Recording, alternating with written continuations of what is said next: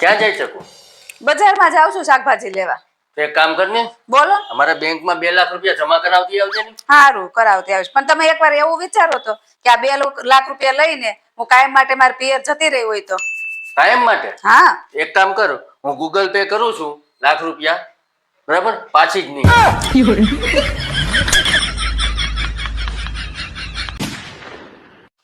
જો આપણો ઘરવાળો કામ ઉપરથી ઘેરે આવે અને હાથમાં ફોન ચાલુ ને ચાલુ રાખે, મેસેજ ચાલુ ને ચાલુ હોય, જમીને પછી પણ હાથમાં ફોન લઈ લે તો આપણે સમજી જવાનું કે આપણા કુકરમાં કોક બીજી સીટીઓ વગાડે છે.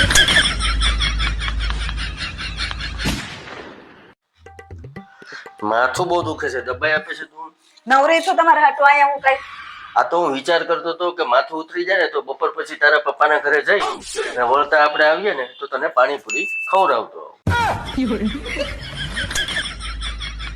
કેવું લાગે છે તમને?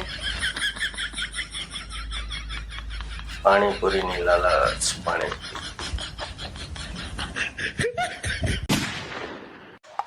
મિત્રો, તમારે તમારી ઘરવાળીને ખુશ રાખવી હોય તો એક કામ કરવું પડે. એક નોય તો તમારે ઘરના બધા કામ કરવા પડે તો ઘરવાળી ખુશ રહે.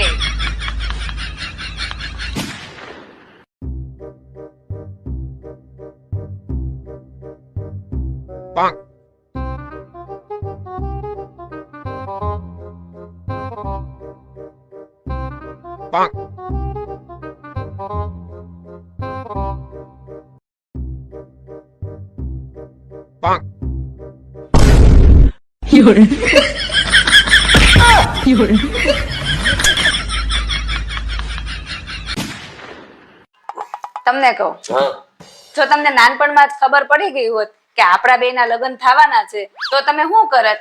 જો મને નાનપણમાં જ ખબર પડી ગઈ હોય ને કે આપણા બેના લગ્ન થવાના છે તો હું ઘોડિયામાંથી જ કૂદીને આત્મહત્યા કરી.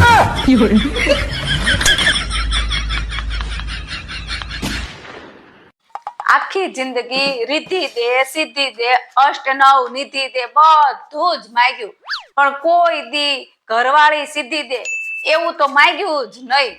પછી હું ભોગવું હવે.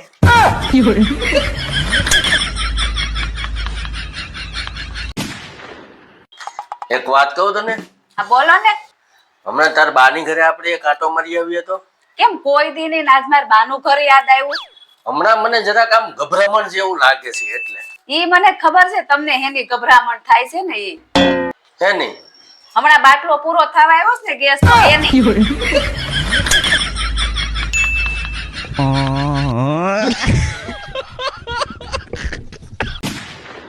આ તને છેલ્લી વાર કહી દઉં છું, હવે કોઈ દિવસ મારી સામે બોલતી નહીં. હવે સાનું મના બેહો ને, લાંબા હાંડિયા જેવડા થયા છે તે. ભગવાને તને 28% જીએસટી કાપીને પણ ઠેંગણી બનાવી છે એટલે આવી થયું નહીં. ઠેંગણી જ છે. પાછી હોશિયારી મારે મારી આમે.